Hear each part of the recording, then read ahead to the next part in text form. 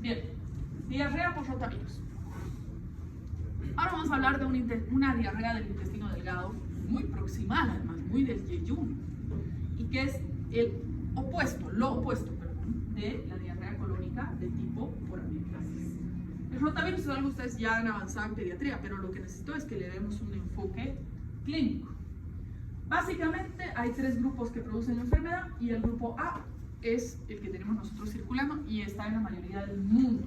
El B y C, hay raros brotes documentados en países subdesarrollados y ha habido en China y India. Pero este es el tipo A, el serotipo del Reoviridae, que nos interesa del rotavirus. Resiste a jabones comunes. ¿Cuáles son los jabones comunes? Los que tenemos en todos los baños, ya sean líquidos o en barra, que son jabones de arrastre. Cuando yo me lavo, el otro día hemos hablado, ¿no? ¿Cuánto tiempo se lavan las manos? Porque ustedes se lavan 40 minutos, ¿no? Entonces se lavan 40 minutos con un jabón de arrastre y solo van a lograr eliminar entre 70 y 75% de los microorganismos de su mano. Yo luego los cultivo ese ratito y sale igual positivo. Pero, entonces, ese virus además no se arrastra bien. Y además sobrevive, pero sobrevive poco en aguas y piscinas. Entonces no es que mi hijito se ha agarrado el rotavirus en tu piscina. No, porque sobreviven muy poco en piscinas porque son cloradas o filtradas y en aguas también sobreviven poco. Y generalmente las epidemias son en épocas frías y hay documentadas otro tipo de epidemias como el rotavirus B en China o en otros lados.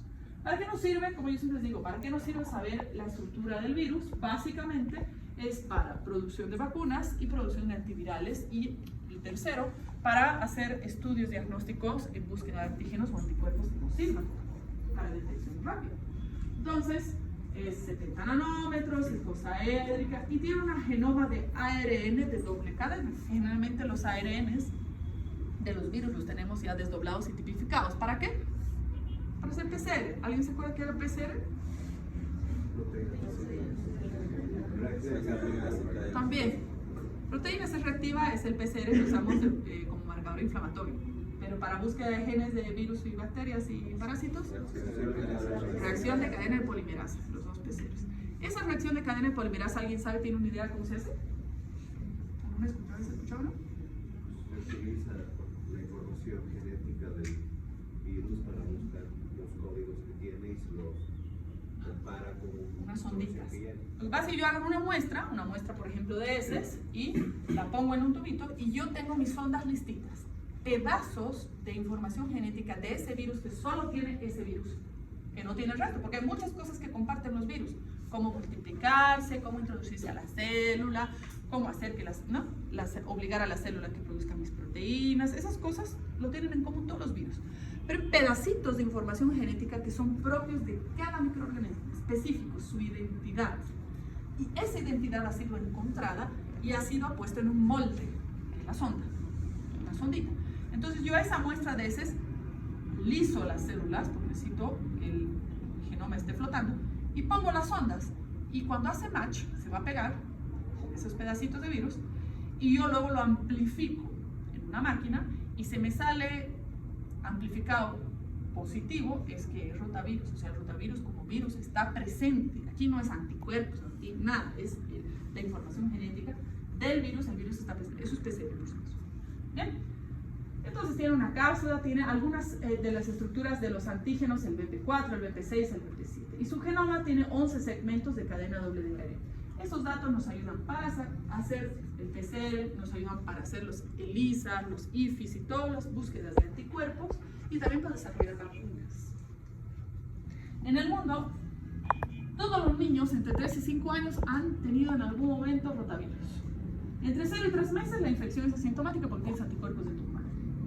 Entre 4 meses y 2 años es muy frecuente que tengan la infección, a menos que sean niños a puerta cerrada que realmente no tienen contacto con nada de esto.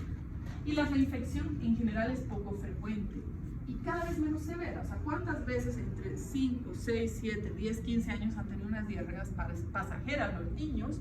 Y muchas de ellas han sido por rotavirus.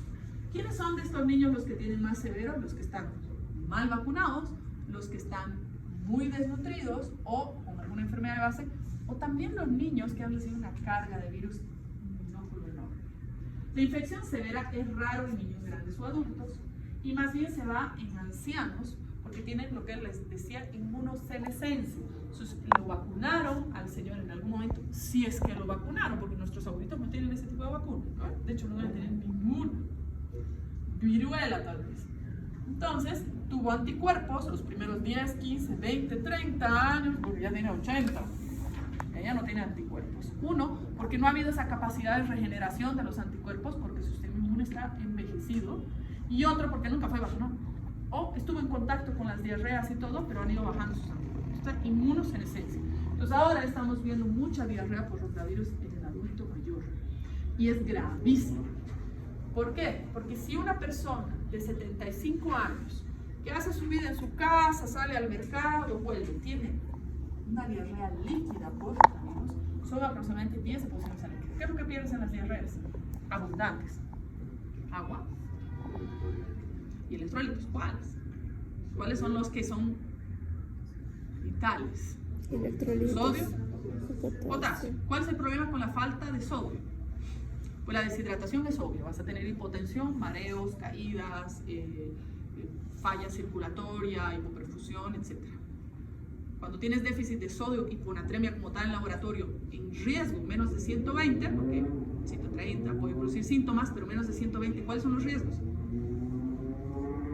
Por una simple diarrea, estamos hablando de una simple, pero en el adulto mayor, que puede ser muy grave, que no logra compensar. ¿La hiponatremia qué produce? Hiponatremia es cerebro. Sodio es cerebro, potasio es corazón, acuérdense eso. Entonces, todas las bajadas de sodio o las subidas muy altas te pueden producir cualquier tipo de desorden neurológico.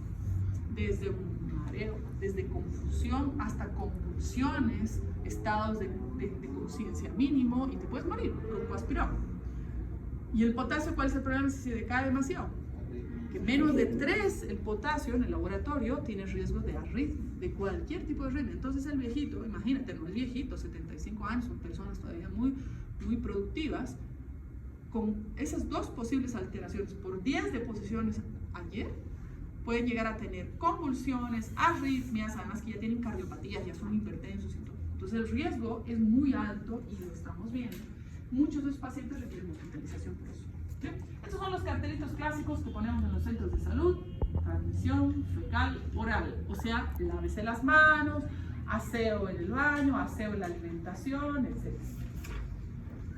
Causas de muerte en niños menores de 5 años, este es del 2008, pero no ha cambiado mucho. De hecho, ya van así como casi, ya vamos a ir a los 15 más años y sigue igual. 15% de los niños menores de 5 años se mueren por diarrea. ¿Y cuál es el tratamiento de la diarrea aguda de este tipo? Solo atenderlo bien y darle rehidratación a tiempo. Ni siquiera estamos hablando de antibióticos, la mayoría son virales. O sea, miren este déficit educacional, pobreza, escasez de centros de salud en muchas zonas rurales, o sea, en el mundo, no es Bolivia, porque Bolivia es el ejemplo. Entonces, miren cuántos niños se mueren al año por déficit de salud, de centros de salud y socioeconómicos. Entonces, la mortalidad, el rango de mortalidad por 100.000 niños por rotavirus. Los sitios rojos, que son toda la parte central de África, la parte sur de Asia, y nosotros que tenemos una naranjita, que no estoy muy segura, es decir, por falta de datos, que es más o menos entre 50 a 100.000 muertos por 100.000 niños. Son tasas. Y aquí vemos los puntitos. Estos son puntitos que nos hablan de pobreza, que nos hablan de falta de acceso a agua potable. Claro, si tú tienes tu agua en tus riles, la probabilidad, y no la hierves bien el agua, o estás lavándote tus dientes y ahí ha habido una contaminación de alguien, entonces la probabilidad de contagio es altísima. Bueno, el rotavirus es responsable de 10 a 20% de las muertes, ¿no? Es harto. Los niños se mueren harto con eso.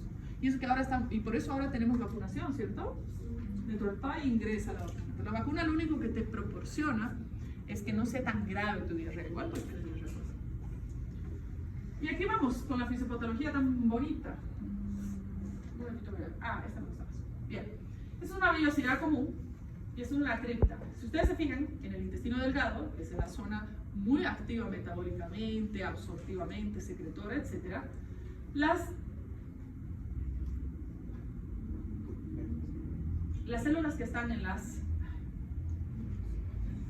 vellosidades son las células absortivas. Y es aquí donde el virus va a entrar y a medida que vaya entrando en cada enterocito, se va a replicar y se va a lisar esa célula, se va a morir. Entonces se van a ir muriendo las células y las vellosidades se van a ir acortando. Y si las vellosidades se acortan, entonces la absorción también se acorta. Y si se acorta y disminuye la absorción de los alimentos que estás ingiriendo, ¿qué va a pasar? Los carbohidratos van a quedar flotando y no van a ser ni digeridos ni absorbidos. ¿Y qué va a pasar? Van a ser efecto de masa. Eso se llama diarrea osmótica. Van a seguir caminando por el intestino y van a ir absorbiendo el agua y va a formar como una cascada. Eso es un efecto osmótico. Ese es uno de los problemas del rotavirus. Segundo problema del rotavirus, que las criptas se van elongando. Y a medida que se elongan, secretan más. Entonces secreta más, absorbe menos, produce una diarrea osmótica y además secreta más porque tiene criptas. Y además de eso, de lo que ha logrado hacer eso este virus, tiene dos problemas más. Y es que estimula el sistema nervioso para que haga un peristaltismo más rápido. Tercer problema. Cuarto problema, produce una toxina, la NSP4, que además obliga a las criptas a secretar más. O sea, el virus. Este virus es muy parecido al del cólera en términos de síntomas. Y del cólera hemos aprendido mucho, sobre todo el estrago que hizo en la zona de Sudamérica, sobre todo en Perú, nos han enseñado mucho, con muchos artículos muy buenos de cólera. Eso ha sido en los años 80. Entonces es una diarrea osmótica, básicamente. Por ejemplo, el ejemplo de la diarrea osmótica clásica. Yo tengo intolerancia a la lactosa. Entonces, cuando yo tomo la leche es un disacárido. Este disacárido, para que yo lo pueda absorber, tiene que volverse 2 monosacáridos, ¿cierto? Entonces, mi lactosa tiene que volverse en 2 monosacáridos. Esos monosacáridos, para que sean divididos de disacárido en monosacárido, necesito una disacaridasa, que es una enzima que yo ya no produzco. Antes producía toda la leche del subsidio, me la he comido yo. Pero después, de un día para el otro, empecé a tener flatulencias y me empecé a hinchar y empecé a tener como diarreas y mucho malestar. ¿Qué es lo que estaba pasando? Que yo ya dejé de producir enzimas digestivas, disacaridasas, para desdoblar este disacárido, volverlo en monosacárido y absorberlo. Entonces los disacáridos ya no se desdoblaban y flotaban en el intestino. ¿Y qué es lo que hace? Empieza a fermentarse, porque son disacáridos, son carbohidratos. Empieza a fermentarse y produce gases y ahí es cuando uno se siente hinchado. Y además se agarra el agua porque tiene un efecto osmótico y me genera una diarrea. Y eso es lo que pasa cuando no absorbes y no metabolizas los carbohidratos en esta diarrea. Si no tienes vellosidades, no estás produciendo suficientes disacaridasas ni metabolitos. Entonces quedan muchas sustancias alimenticias flotando, producen gases, flatulencias, malestar, efecto osmótico, diarrea osmótica. ¿Ya? Entonces este es el esquema que cuando ustedes estudien deberían poder formarse ustedes mismos estos esquemas, porque son fantásticos. Son mapas conceptuales que nos ayudan a conceptualizar y cuando estamos delante del paciente, se estructura en el cerebro. Infección de células vellosas intestinales absortivas, o sea, todas tus células del intestino delgado, los enterocitos. Entonces va a haber menor absorción de agua y sales y hay además una secreción neta de líquidos. Y hay una actividad de las disacaridasas alterada en mala absorción. Diarrea. Pero además este virus va a producir una estimulación del sistema nervioso entérico que produce aumento del peristaltismo. Y además va a producir un SP4, que es una enterotoxina, que va a obligar a las criptas a secretar más leche. Diarrea osmótica. Y el problema final probablemente será una deshidratación y una acidosis metabólica severa. Y es así como llega a nuestra gente mayor. Simplemente lo mismo que les he hecho, pero en un videito. Muy bien acá. Vamos a poner.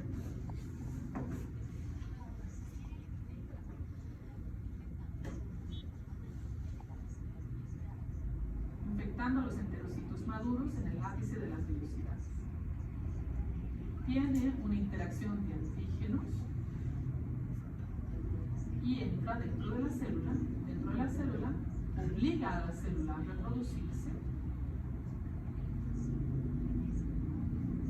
Y además libera estas NSP4 que son las toxinitas.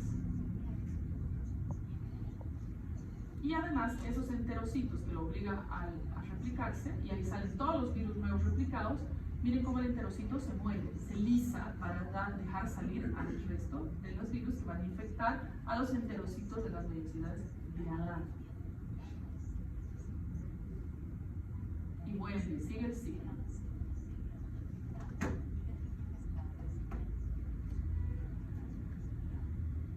Eso aumenta, todas las enterotoxinas están saliendo también, y entonces hay un aplanamiento de las vellosidades por pérdida de los enterocitos, que eso va a demorar unos días. Por eso es que uno le pide al paciente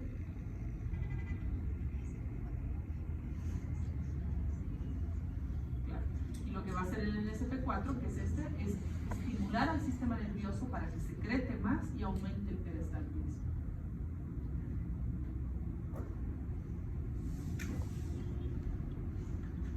1 a 3 días, es cortita la incubación. Esto fue recién, consumiste recién.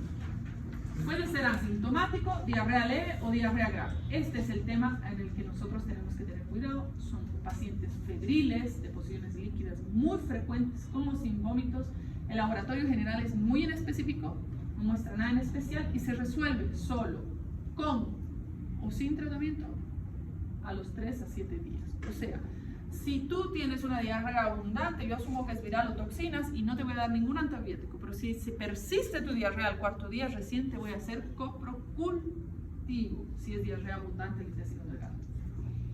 Complicaciones neurológicas. Estas complicaciones que se conocen en los niños son de asociación inespecífica.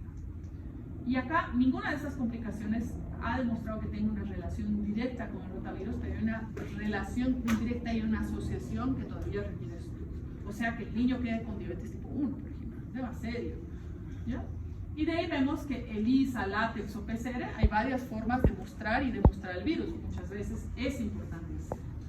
¿Cuál es el tratamiento? Reemplazo de líquidos y electrolitos, cosa que en el adulto mayor a veces no lo logra hacer de forma espontánea o no tiene asistencia porque por la falta de sodio está un poco obnubilado y no logra reponer o avisarte que está con tanta diarrea. Y ahí es donde muchas veces termina hospitalizado. ¿Por qué no pueden frutas, los pacientes o comida cruda? Porque es muy difícil de digerir y ese es el tema que ahorita está teniendo esta inflamación intestinal que no logra digerir. Ahora, si yo voy a una farmacia y le digo tengo tos, me va a dar antitusivo. Si le digo tengo diarrea, me va a dar antidiarreico. ¿Qué opinan ustedes del antidiarreico aquí? ¿Por qué?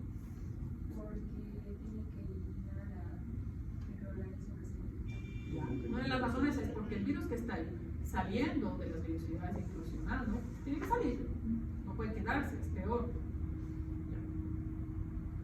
Otra razón más porque no usarías antidiarreico. Porque el paciente lo único que no quiere es tener diarrea ni dolor. Entonces le vas a dar un calmante, le vas a dar un antiespasmódico y le vas a dar un antidiarreico. ¿Por qué es un mecanismo de defensa? ¿Qué? La diarrea. Ya, ¿para eliminar qué? ¿Por qué? ¿Qué pasa si te doy un antidiarreico? Es que yo tengo que ir a trabajar, ¿sabe qué? Doctora, a mí me descuentan con un montón de plata por no ir a trabajar, yo tengo que ir a trabajar y yo no puedo tener 10 diarreas al día, yo tengo que ir. Y tú le das un antidiarreico. ¿Qué le estás regalando de riesgo, aparte de que se mantengan todos los virus ahí adentro? Estreñimiento. ¿No? ¿No? ¿Ninguna idea?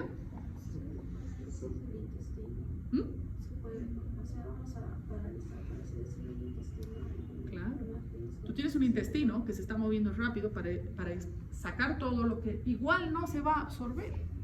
No se va a absorber. Y además tiene una secreción activa. Y si tú lo retienes, ¿qué va a pasar? Se va a quedar ahí adentro. Y eso le da un riesgo de perforación incluso, ¿no? Un riesgo de perforación muy grave. Y de intoxicación y de malestar y de mayor dolor porque el intestino va a seguir pataleando y peleando contra tus medicamentos. Los antidiarreicos, ¿cuándo se usan? Hay 4 o 5 indicaciones, creo que no hay más. De hecho, yo nunca los uso. Porque yo no tengo ese tipo de pacientes. Yo nunca he usado antidiarreicos. Nunca. 2 veces hospitalizados. ¿Cuándo se descarta infección? ¿En qué pacientes? Porque descartar infección ya, pero ¿en qué pacientes? ¿Cuáles son las indicaciones de antidiarreicos? Que creo que solo hay uno en nuestro medio de la pirámide. Pero bien que las farmacéuticas lo venden, ¿no? Para el dolor, para el espasmo, para la diarrea, para la tos.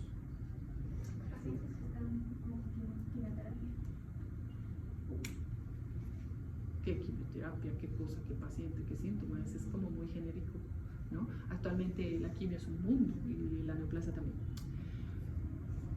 Básicamente, pacientes que tienen enfermedades inflamatorias intestinales, los Crohn, las colitis, etcétera, tienen una tendencia a tener intercalar entre estreñimiento o diarrea, y algunos son más diarreicos, los síndromes del intestino irritable, pero tienes que haber descartado, como ya dice, primero que tengan infección, porque ellos también pueden tener infección en Cochabamba, por más de que ellos crean que cocinan bien, ¿no?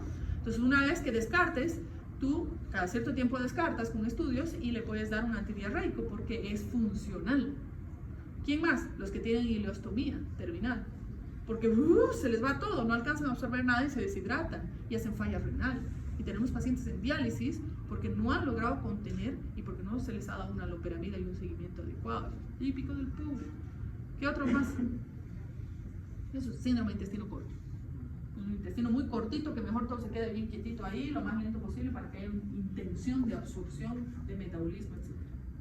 Bien, después, yo nunca he usado, de hecho yo nunca he usado, una vez he usado, en un paciente que tenía ileostomía terminal y con un intestino corto y que realmente se iba por el caño, el hombre, y hacía falla renal. Entonces, hemos descartado, hemos hecho todos los PCR, los estudios, todo, no tiene diarrea, le hemos puesto loperamida y no ha bajado mucho. ¿Bien? Vacunación, aseo y limpieza de las manos. Básicamente es eso. ¿Alguna pregunta? Esos son los carteles clásicos que van a ver en los centros de salud y más bonitos todavía.